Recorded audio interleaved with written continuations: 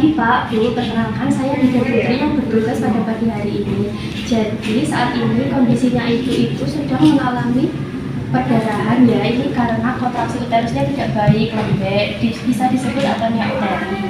Jadi ini harus diberikan tindakan. Saya nanti akan melakukan penekanan dari luar yang dinamakan KBI atau kompresi bimanual eksterna, dari dalam KBI atau kompresi bimanual interna, dan atau KAA, kompresi aorta abdominal.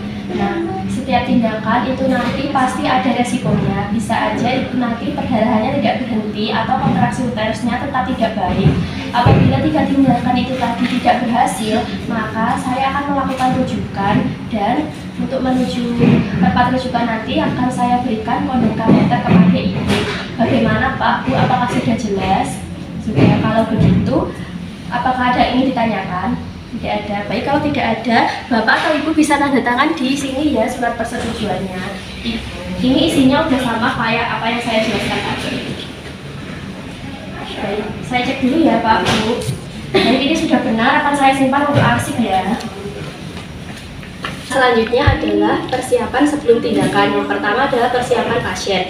Cairan dan infus sudah terpasang. Bagian perut dan juga lipatan paha ibu ini sudah dibersihkan dengan cairan DPT, dan posisi ibu dorsal recumbens. Saya bantu ya Bu. Selanjutnya adalah persiapan peralatan dan juga obat-obatan. Peralatan dan obat-obatan yang digunakan untuk pasien antara lain uterotonika seperti oksitosin 6-8 ampul, misoprostol 3-5 tablet, dan juga ergometrin 2 ampul. Selanjutnya ada juga analgesik. Analgesiknya nanti bisa menggunakan ketamin asam klorida 0,5 mg per kilogram BB. Ada juga tramadol 1-2 mg per kilogram BB, dan bisa juga menggunakan petidin 1-2 mg per kilogram BB. Ada juga sedativa diazepam 10 mg. Nanti ada juga atropin sulfas 0,25-0,50 mg per mililiter, anestesi verbal dan juga anestesi rektal. Nanti kita juga siapkan jarum suntik nomor 23 dan juga spet.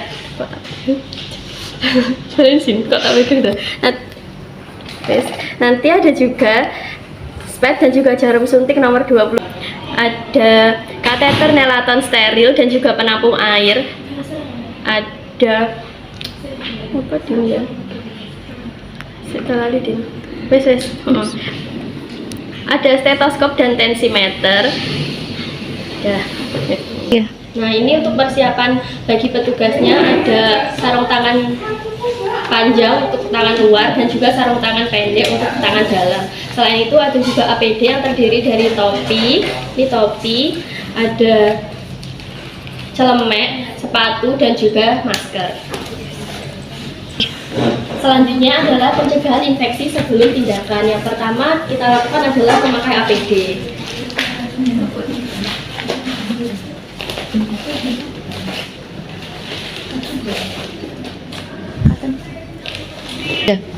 Pencegahan infeksi sebelum tindakan, yang pertama adalah menggunakan APD. Kita pakai dulu celemeknya. Panjang itu.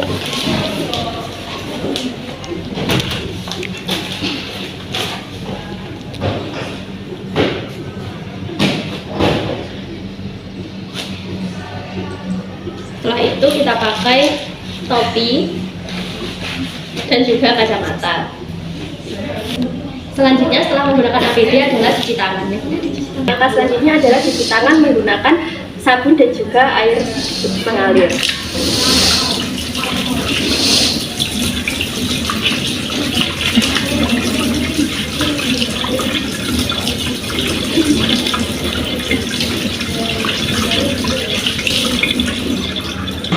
Jika sudah cuci tangan, kita keringkan menggunakan kain bersih atau handuk steril.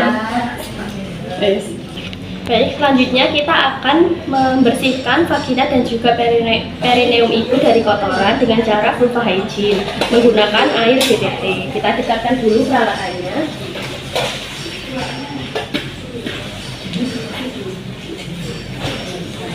Selanjutnya memasak Baik, langkah selanjutnya kita akan membersihkan vagina dan perineum ibu dari kotoran menggunakan air DTT. Kita dekatkan dulu peralatannya.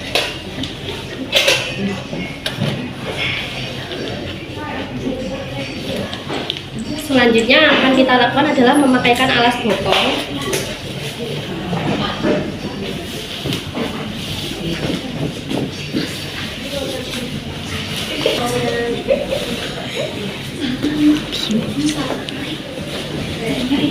Memakaikan ini mendetek ini ibu yang akan sedikit ngomongnya.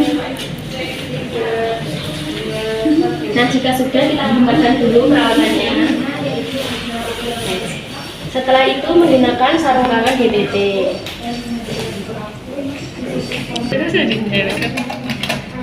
Setelah itu menggunakan sarung tangan DTT.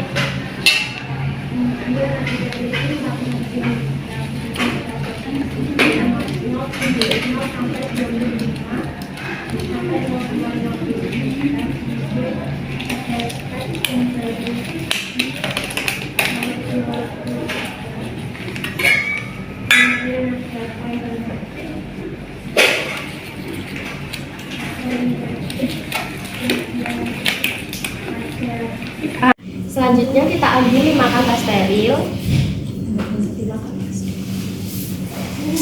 Kita buka. Ini saya bersihkan dulu ya perineumnya dan juga vaginanya.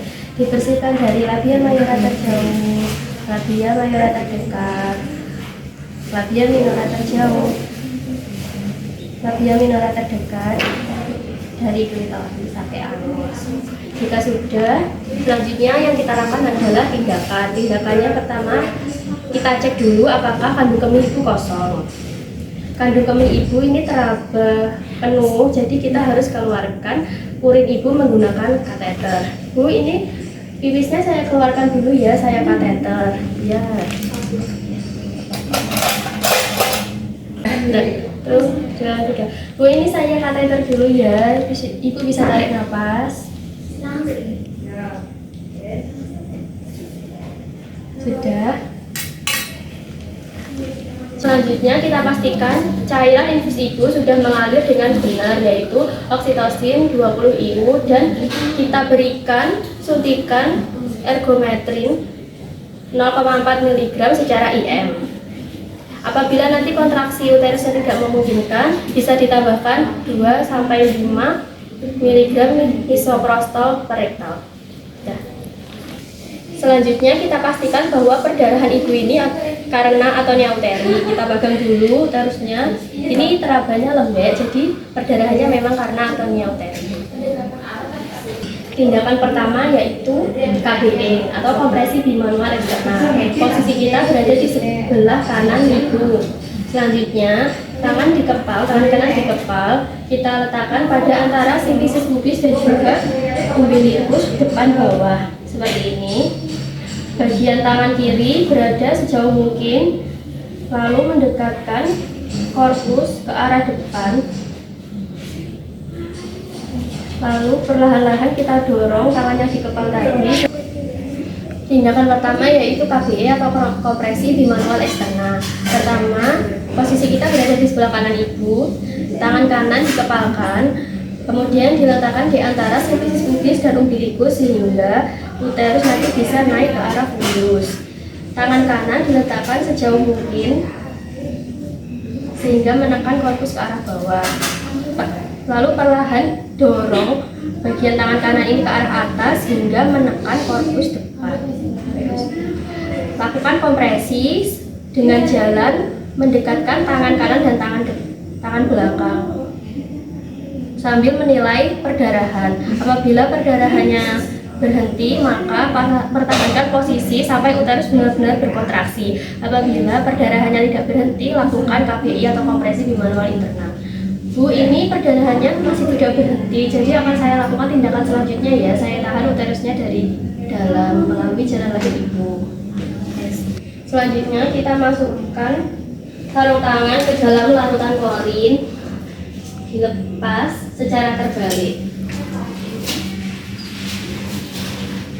Cuci tangan dan keringkan. Pertama kita pakai sarung tangan DTT panjang.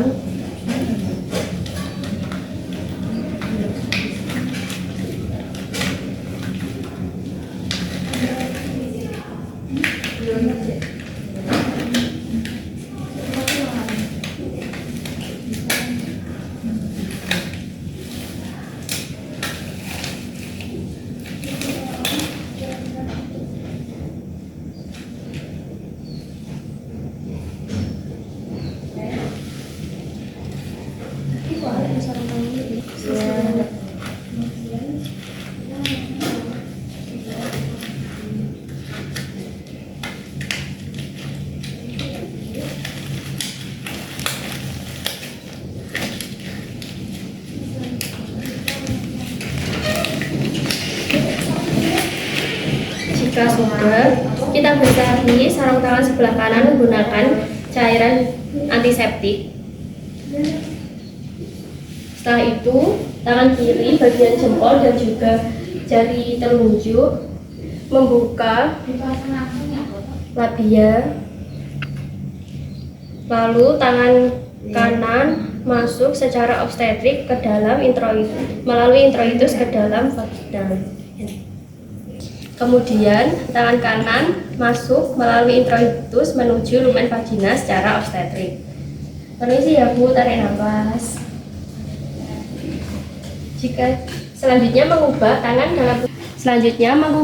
obstetrik tadi menjadi kepala. Selanjutnya mengubah tangan obstetrik tadi menjadi bentuk kepalan dan letakkan dataran punggung jari telunjuk hingga jari kelingking pada fornix anterior dan dorong segmen bawah uterus ke kranio anterior. Letakkan telapak tangan luar pada dinding perut dan upayakan untuk mencakup bagian belakang korpus uterus seluas sebanyak mungkin. Selanjutnya dilakukan kompresi uterus dengan jalan mendekatkan telapak tangan bagian luar dengan bagian dalam pada fornix anterior. Bila perdarahan berhenti, pertahankan posisi hingga kontraksi uterus membaik. Namun apabila perdarahan tidak berhenti, kita lakukan KAA atau kompresi aorta abdominal. Ternyata ini perdarahannya masih tidak berhenti, jadi akan dilakukan KAA. Selanjutnya mengeluarkan secara perlahan tangan kanan yang dalam vagina dari kepalung menjadi bentuk obstetrik. Diubah dulu ke bentuk obstetrik, lalu dikeluarkan perlahan. Tarik nafas ya Ibu. Sudah. Selanjutnya masukkan tangan yang terkena cairan dan darah Ibu tadi ke dalam lalu air BTT, dilepas secara terbalik. Selanjutnya, lepaskan sarung tangan yang terkena darah dan juga cairan Ibu tadi ke dalam larutan klorin 0,5. Setelah itu dilepas secara terbalik. Langkah selanjutnya yaitu saya akan melakukan kompresi aorta abdominal pada Ibu. Pertama, posisikan diri di sebelah kanan, kemudian tubuh Ibu ini sejajar dengan pinggang penolong. Jika sudah, cari raba pulsasi aorta femoralis. Selanjutnya posisikan kita berada sejajar dengan bed, lalu tungkai Ibu diletakkan pada dasar yang rata dengan sedikit fleksi pada artikulasi koksai. Tangan kiri meraba pulsasi arteri femoralis dengan meletakkannya dari ujung telunjuk dan ujung tengah tangan kanan. Selanjutnya kita raba pulsasi arteri femoralis menggunakan jari telunjuk dan jari tengah tangan kiri pada pertengahan garis lipat paha dengan garis horizontal yang melalui titik 1 cm di atas dan sejajar dengan tepi atau simfisis osium pubis. Pastikan pulsasi arteri tersebut teraba dengan baik. Setelah pulsasi arteri diketahui, tidak dipindahkan kedua ujung jari tadi dari titik pulsasi tersebut. Kemudian tangan kanan dikepalkan dan tekan bagian punggung jari telunjuk tengah manis kelingking pada umbilikus ke arah kolumna vertebralis dengan arah tegak lurus seperti ini. Lalu dorong kepalan tangan kanan dengan keras di bagian tengah atau sumbu badan Ibu. Bila tekanan kepalan tangan kanan mencapai aorta abdominalis, maka pulsasi arteri femoralis akan berkurang atau terhenti. Sambil memperhatikan adanya perdarahan pada pervaginam.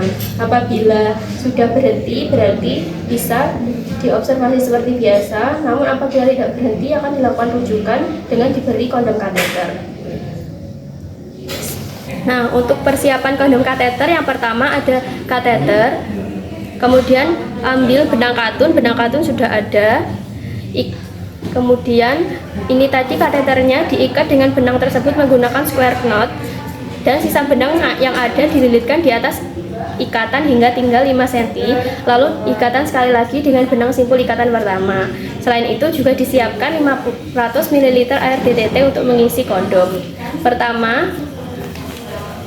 Selanjutnya kita Ini peralatannya sudah disiapkan. Kita posisikan pasien dorsal recumbent, lalu kita buka dulu menggunakan spekulum.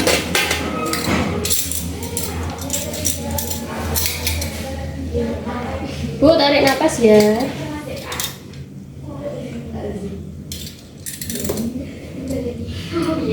Lalu dikencangkan.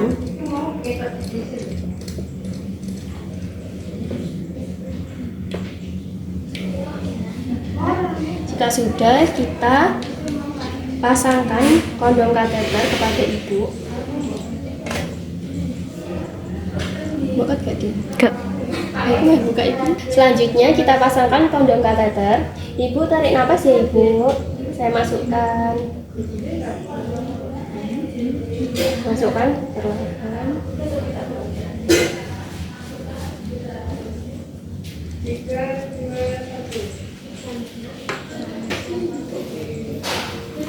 Jika sudah, kita kunci menggunakan air DTT hingga 200 ml. Oke nih. Selanjutnya kita kunci menggunakan air DTT 200 ml. Bentar ya Bu. Dimasukkan.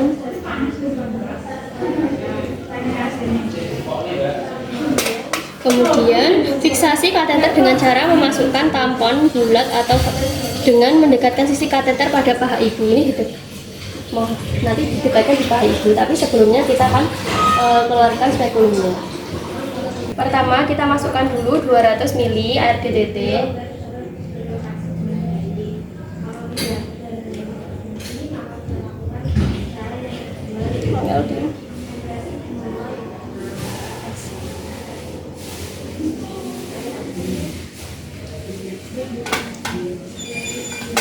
Jika sudah, kita tambahkan lagi sebanyak 350 ml.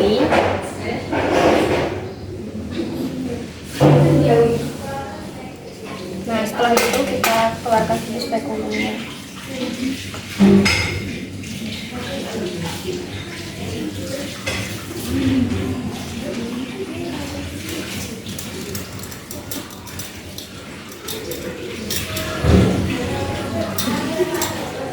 Lalu fiksasi ini kondom kateter dengan cara direkatkan di paha kiri ibu, di plester ya program.